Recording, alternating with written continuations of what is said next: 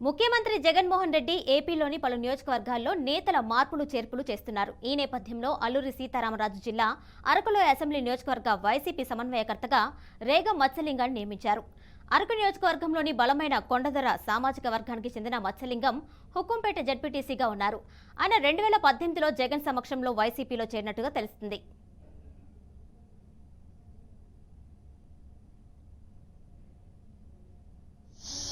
మన గురుగారు తోటి ఇక్కడ రావడం కారణం ఏంటంటే మన ఇప్పుడు కాదు అక్కడ టీచరు మన ఏరియాలో చేసి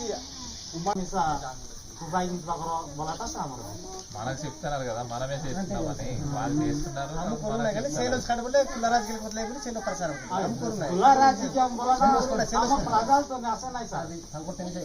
కేంద్రంతో